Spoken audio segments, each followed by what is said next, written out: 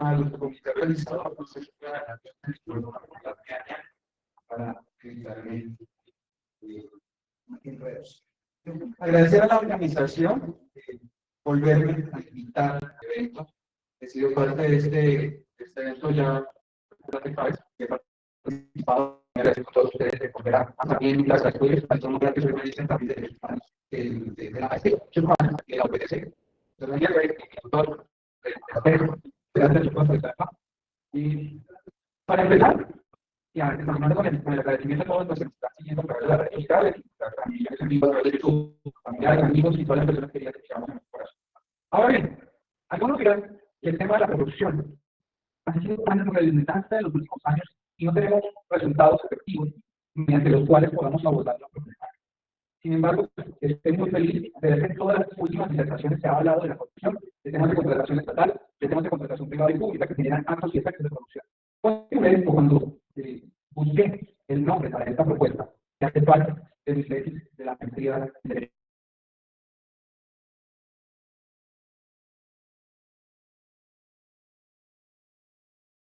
¿Qué perspectivas ha sido aportadas para poder refrenar el fenómeno?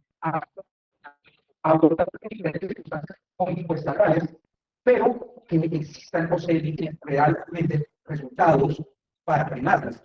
Así las cosas. Denominé a esta presentación el Estado como víctima institucional. Y cuando uno dice el Estado como víctima institucional, dice, oiga, a este ¿qué le pasó? ¿Qué pasa cuando uno dice que el Estado es la víctima? Y no hablo desde la perspectiva de los que tenemos el Estado, territorio, población y poder, que nosotros como población importante somos parte del Estado y somos víctimas. Voy un poco más allá. Es la institucionalidad, el cuerpo completo institucional del Estado como víctima de los actos corruptos. Pero miren el segundo elemento que tiene la presentación, o tiene esta presentación, la corrupción de particulares como forma de violencia estructural contra la paz. O esa apreciación del actuar corrupto del particular. Y aclaro, el ejercicio de la función pública, que además de tomar sus ventajas, se constituye como el mismo Estado, pero a la vez actúa contra él. Así, me voy a tomar el atrevimiento de dar unas breves palabras a pie de letra. Para examinar este fenómeno, que parece ser silencioso, en otros tiempos era silencioso, nosotros asumíamos una postura de ignorancia y de falta de conocimiento de la cultura. Hoy en día tenemos que es un fenómeno devastador a nuestros intereses personales, a los intereses colectivos y a los intereses públicos estatales. Es una problemática que no solo se trata del niño que mandamos a tapar el diente cuando se le cayó a alguien en el banco, ¿cierto? Para que lo recoja. Problemática que ha escalado grandes esferas y lo peor de todo que lo vemos nosotros en los distintos medios de comunicación hoy en día. Fenómenos de corrupción, actuar corrupto, que el contrato celebrado sin el pleno de requisitos, que las dádivas, que no sé, en ejercicio político, en los sufragios, vemos cómo la gente recibe dinero para votar por un candidato u otro, son actos corruptos. Aparecen en las noticias estas situaciones, pero nosotros seguimos normalizando la situación, con la concatenación de problemáticas y de afectaciones a los intereses generales. Cuando yo digo que el Estado es víctima de los actos de corrupción, me paro en el escenario de que ya no es el agente causante del daño. El agente causante del daño desde esta postura o desde esta perspectiva es un particular que sí ejerce función pública en nombre del Estado. Para eso tenemos nuestros mecanismos de contratación, ¿cierto? Tenemos distintas formas de vinculación con el trabajo o con la mecánica estatal de desarrollo de esos fines esenciales del Estado, de propender por el bienestar general. Y unos particulares se hacen de contratos o de mecanismos para poder cumplir con la función del Estado, ya que el Estado solito institucionalmente tal vez no pueda. ¿Qué ocurre en estos escenarios? Aquí vamos a partir de unas premisas. En primer lugar, vamos a definir qué es la corrupción, o tratar de definirla de manera somera y escueta. En un segundo momento, ¿cómo el Estado se constituye en víctima de los actos de corrupción? Analizaremos rápidamente, o muy brevemente, cuáles son aquellos presupuestos de la responsabilidad, es decir, nos vamos a parar en el escenario del derecho del daño, lo que se nos decía en las clases de derecho privado o en las clases de responsabilidad extracontractual del daño, de la causalidad. Todos estos elementos que tienen responsabilidad contractual. Para luego mirar qué mecanismos tenemos nosotros y que no aprovechamos y que nuestras instituciones también, disculpen la expresión de la escuela, se hacen de la vista, ¿verdad? Para poder, digamos, refrenar con la situación. ¿Qué es la corrupción?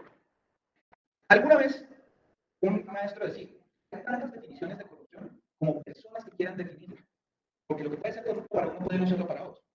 ¿Cómo sucede una situación de aquello? Bueno, yo ponía un ejemplo muy vago con el tema de tapar, de mandar al niño a tapar el billete que se le cayó a alguien en el banco, pero no. Pero si nosotros miramos otros escenarios, llamaron a cobrar a la casa y el papá le dice a llaman a celebrar y mi papá manda a decir que está. Mi papá manda a decir que no está.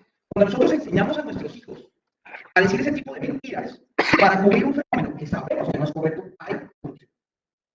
En los ámbitos institucionales o en los escenarios públicos, ¿qué es la corrupción? A través de una serie de artimañas, mecanismos, inclusive de carácter económico, porque así actuamos y operamos en ese país. O bueno, el fenómeno corrupto actúa de esa manera. Aprovechamos el vacío legal para sacar un provecho individual o particular, generando una afectación institucional o una afectación a intereses públicos. Bien, podríamos decir que también tenemos dos escenarios o dos tipos de corrupción, una pública, una privada, en términos generales, que puede haber o no una internacional. La corrupción pública se presenta en los funcionarios, en los escenarios, en la contratación. ¿Cómo funciona la corrupción privada? La corrupción privada pues, es un poquito más compleja de entender, pero también se ve en diferentes tipos de contratos. Tenemos figuras como en el derecho privado de la lesión enorme. En la lesión enorme tratamos de refrenar un fenómeno corrupto de algún particular, etc. ¿Existen interrelaciones entre ellas? Sí. Y aquí es donde nos paramos en el escenario de determinar quién es el agente causante del daño antijurídico al Estado. Está en el particular que ejerce función pública. Yo tengo mi empresa, una constructora, con amplia experiencia, por no decirlo solamente, con amplia experiencia en la contratación. Bueno, si los paisanos me escucharon, lo siento. Con amplia experiencia en la contratación, la vía, la BTS, Bogotá, Tunja, vamos. ¿Cuántos años sufrimos nosotros para la terminación de esa vía y a quién se le otorgaron las concesiones de los peajes después de la construcción de la vía? ¿A los mismos? ¿Al mismo consorcio? Solarte. ¿Cuántos problemas se tuvieron a través de diferentes demandas porque afectaron intereses particulares, individuales, incluso colectivos, porque hubo afectaciones, hubo territorios o tramos de vía donde se tuvo que desviar el cauce original de la vía a pesar de que ya habían empezado obras porque de pronto tenían algún tipo de protección en esos territorios, no se podía pasar la vía forestal, sin embargo siguieron construyendo. Ya hay acto corrupto que afectó intereses colectivos, ambientales. Entonces ya tenemos dos elementos importantes que hemos identificado en esta disertación respecto del Estado como víctima de los actos de corrupción. El primero, identificamos ya al agente causante del daño, que es un particular en ejercicio de función pública, porque como les había dicho, el Estado solito a veces no puede solo cumplir con todos sus fines esenciales que están en el artículo 2 de nuestra Constitución Política de Colombia, ¿cierto? El particular toma esa actividad en representación del Estado, pero como les digo, al causar daño también contra el Estado. Ya identificamos uno de los sujetos. El segundo sujeto, el Estado como institución. ¿Pero por qué el Estado como institución si es que lo está permitiendo? El Estado es aquiescente al decir, venga, le doy a un particular la concesión y sé, bueno, digamos que institucionalmente de pronto no es la cuestión. Es al fin y al cabo un servidor público, es un ser humano que es servidor público el que permite este tipo de circunstancias. Pero la institución también tiene unos mecanismos para refrenar tanto a su servidor público como al particular en ejercicio de función pública. Ya los vamos a analizar en un momento. Ya vamos a ver si nosotros a veces leemos las normas, las pasamos por encima y, sí, pero no nos damos cuenta del fondo que tienen esos pequeños detalles que nos ayudan a refrenar diferentes situaciones. Bien, ¿cuál sería el tipo de daño, hablando en términos de responsabilidad contractual o extracontractual? ¿Cuál es el daño? ¿Qué daño se le genera al Estado?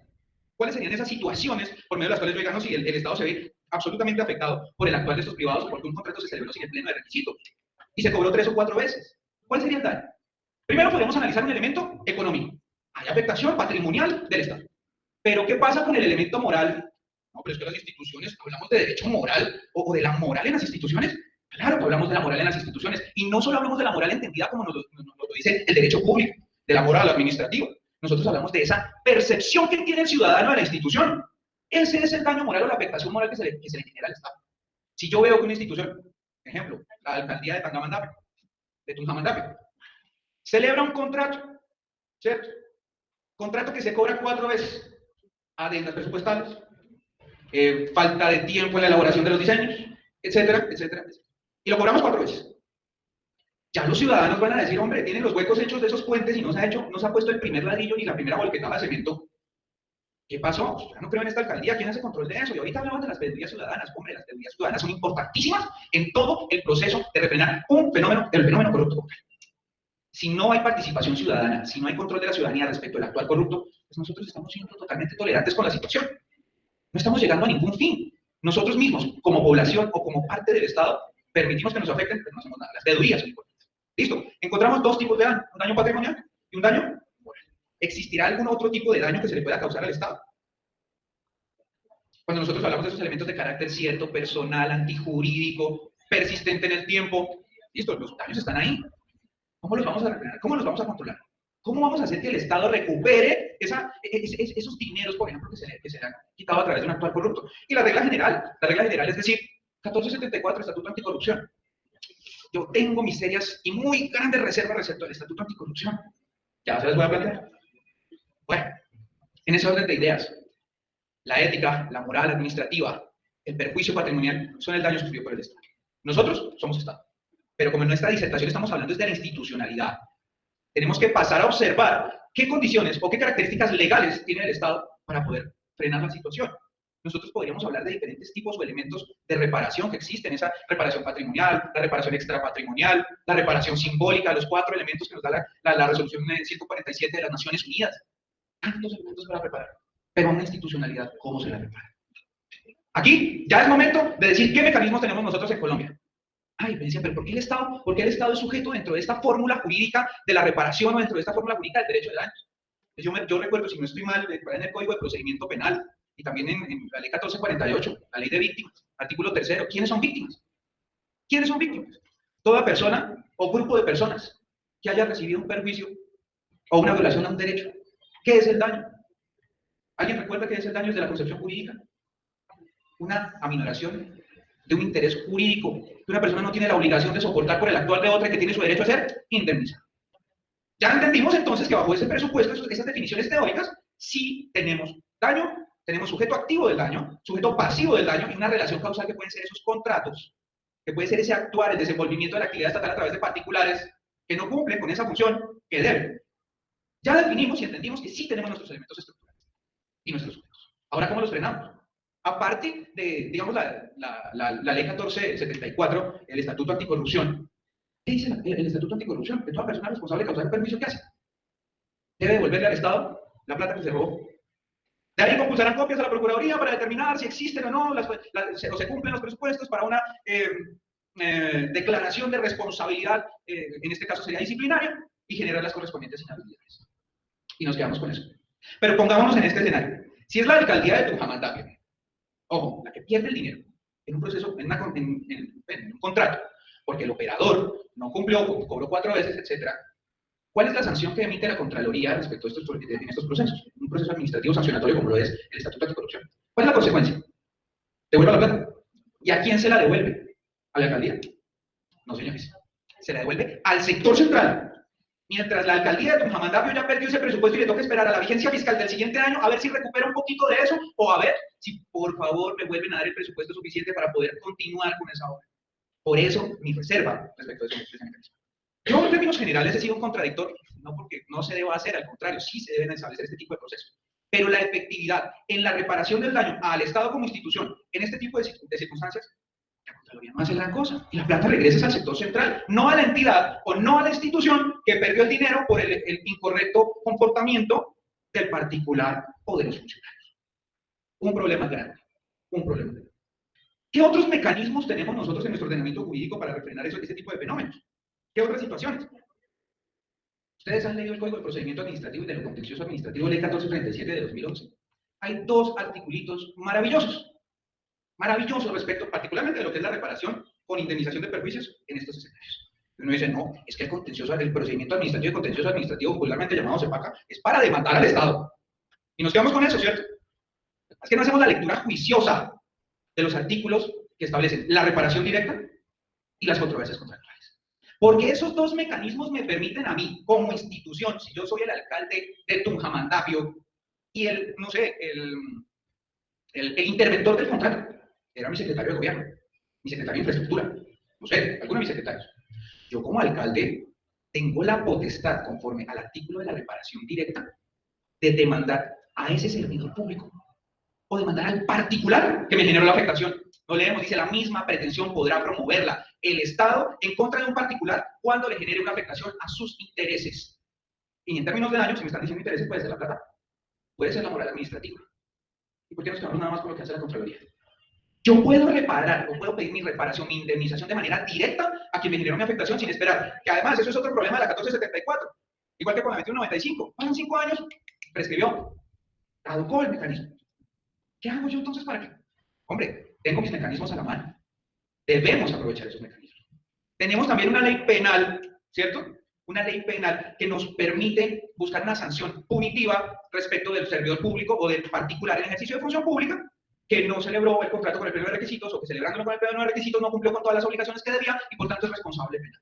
Bueno, bien. Y si lo mandamos, perdónenme la expresión, si lo mandamos para la cárcel, ¿cómo recupero yo mi plata? Como Estado, ¿cómo recupero mi moral? La percepción que tiene la población de mis funciones como institución. Por eso a veces las leyes están un poco ambiguas. Y yo hablaba un poco de estos temas porque pues es también complicado cuando nosotros hablamos de la reconfiguración cooptada del Estado, un concepto que surge como en 2015 a través de justicia. No sé si lo hayan escuchado. Es la reconfiguración cooptada del Estado. Cuando toda esa maquinaria privada logra a través del dinero, de los sobornos, manipular el mismo sistema como tal. El sistema judicial, el sistema legal. Ahí ya es más complicada la cosa. Mucho más complicada la situación. Configuración o la reconfiguración cooptada del Estado. Es que yo me hago de las instituciones a través de mi poder económico para manipular la ley, manipular a la jurisdicción y cualquier toma de decisiones en mi favor. Bueno, ahí sí ya tendríamos que mirar. Y tenemos que mirar cómo refrenamos ese problema. Hay distintos tipos de mecanismos que no estamos utilizando en nuestro ordenamiento jurídico. Es más, con la 2195, ¿qué pasó con la 2195? Viene una nueva fórmula, un nuevo sistema en el que las personas jurídicas también responden disciplinariamente o con inhabilidades para que no vuelvan a contratar nunca más con el Estado. Y no nos hacemos de esos mecanismos. Es más, las mismas instituciones que trabajan con ese tipo de normativa, que son los operadores particulares objetivos de esas leyes, a veces pasan por alto esos mecanismos. Por eso yo invito a las autoridades, de una manera de cierre, invito a todas las autoridades que conocen de estos temas, que manejan presupuestos, que es una utopía a veces pensarlo, que uno espera que los actores políticos no sean corruptos. Esa es la esperanza que uno siempre tiene cuando los eligen en los comicios. Ya estamos a unos meses nada más, que también invito a que tomemos buenas decisiones a la hora de las elecciones. Difícil retener también ese fenómeno. Pero también invito a quienes se hagan de esas posiciones a tener en cuenta estos mecanismos, a frenar la corrupción. Un Estado corrupto viola derechos humanos. Un Estado corrupto viola cualquier circunstancia en particular, porque si yo me robo la plata de una escuela como alcalde, estoy soslayando un derecho fundamental, un derecho humano de educación. Si me robo la plata o el dinero de un hospital, de un centro de salud, de un puesto de salud, estoy afectando otro derecho humano. Si a través de la política estoy generando reformas institucionales para cambiar el sistema laboral, es un acto corrupto. Ya hemos estado tratando de frenarlas un poquito a través de distintas legislaciones nuevas, porque otros presidentes en su tiempo congresistas nos dejaron un poco mal con esos temas. Ya estamos tratando de mejorar la situación. Un sinfín y de manera concatenada de derechos humanos se ven afectados con el actual corrupto. Y esa invitación no solo a los actores políticos, a quienes nos están viendo a través de las distintas transmisiones, es una invitación a todos ustedes, a todos los que nos ven, quienes nos están colaborando, a todos. De que sí puede ser utópico de mi parte, pero es un sueño que me gustaría que se cumpliera. Actuar de la manera menos corrupta. Llevémosla a cero, porque tampoco podemos seguir enseñando esto a nuestros hijos y a las nuevas generaciones. Un Estado corrupto se desestabiliza, se desestructura, pierde legitimidad, pierde su legalidad y esa institucionalidad, así de afectada, no nos va a dejar bien parados en ningún escenario. Termino esta disertación agradeciéndoles y poniendo todos estos mecanismos para que los estudiemos. Ojo, ley 1437 de 2011, tenemos cómo, señores alcaldes, gobernadores, tenemos mecanismos para frenar el actual corrupto. Utilícenlos. Muchas gracias.